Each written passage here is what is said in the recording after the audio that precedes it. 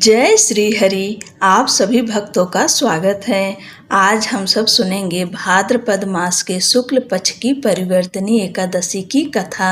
आज 3 सितंबर है और दिन बुधवार का है। परिवर्तनी एकादशी का व्रत है। इस अवसर पर हम सब एकादशी की कथा का श्रवण करेंगे। चलिए लक्ष्मी नारायण का ध्यान करते हुए हम सब इस कथा को सुनते हैं। पौराणिक कथा के अनुसार एक बार युधिष्ठिर ने कहा, हे भगवान, आपने भाद्रपद कृष्ण पक्ष की एकादशी अर्थात अजा एकादशी का सविस्तार वर्णन सुनाया। अब आप कृपा करके मुझे भाद्रपद शुक्ल एकादशी का क्या नाम है, इसकी विधि तथा इसका महात्म्य कहिए। भगवान श्री कृष्ण ने कहा, हे युधिष्ठिर, भाद्रपद माह के शुक्ल पक्ष की एकादशी को परिवर्तनी एकादशी कहते हैं। इस एकादशी से संबंधित जो कथा प्रचलित है उसे मैं तुम्हें सुनाता हूँ। श्रद्धा पूर्वक श्रवण करो। त्रेता युग में दैत्यराज बलि हुए थे, जो विष्णु भक्त भगवान प्रहलाद के पौत्र थे। राजा बलि ने अपने पराक्रम और बल से स्वर्ग पर अधिकार कर लिया था, जिस कारण से सभी देवी देवताओं में हड़कंप मच गया था।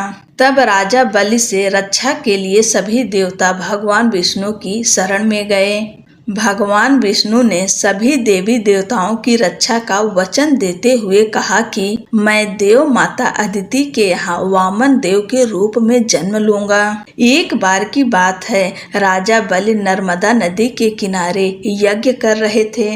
तब भगवान विष्णु वामन रूप में यज्ञ स्थल पर पहुँचे। वामन देव को ब्राह्मण में देखकर राजा बलि ने उनका आदर सत्कार और स्वागत किया और दान में कुछ मांगने को कहा। तब वामन देव ने राजा बलि से 3 पग भूमि देने का आग्रह किया। राजा बलि ने सोचा, बालक ब्राह्मण के 3 पग होते ही कितने हैं। उन्होंने सोचा कि मैं तीनों लोकों का स्वामी हूँ और मेरे लिए 3 पग भूमि कोई बड़ी बात नहीं है।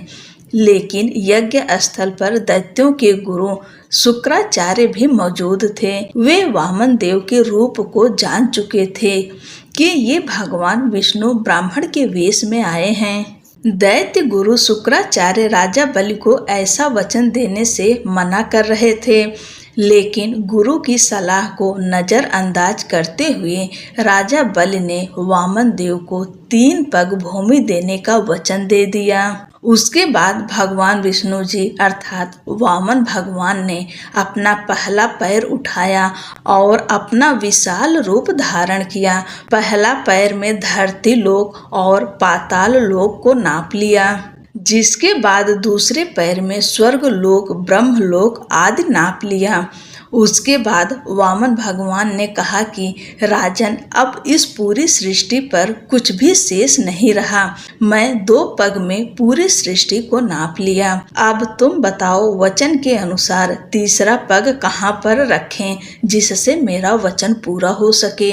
उसके बाद राजा बलि ने अपने दोनों हाथ जोड़कर कहा कि हे भगवान, अब केवल मेरा मुकुट और मेरा शीश है, जो केवल मेरा है। आप तीसरा पैर इस पर रखो और अपनी प्रतिज्ञा को पूरा करो। उसके बाद राजा के सिर पर भगवान ने तीसरा पैर रखा और राजा अपनी प्रजा सहित पाताल लोक में चला गया। राजा बलि की दानवीरता को देखकर भगवान विष्णु अत्यंत प्रसन्न हुए और उन्हें पाताल का स्वामी बनते हुए वचन दिया कि जब तक यह सृष्टि होगी, तुम्हारा नाम सदैव आदर के साथ लिया जाएगा और अब तुम यहीं पर रहकर अपना राज करो। द्वापर युग में तुमसे दोबारा भेंट करूंगा। उसके बाद भगवान ने अंतर्ध्यान कर लिया। हे राजन, वामन भगवान ने कहा था कि जो कोई व्यक्ति भाद्रपद महीने की शुक्ल पक्ष की एकादशी का व्रत करेगा, उसके सभी पाप मुक्त हो जाएंगे और उसे इस एकादशी का फल हजारों अश्वमेघ यज्ञ के बराबर मिलेगा। बोलो भगवान विष्णु की जय। एकादशी माता की जय। जय जय श्री राम।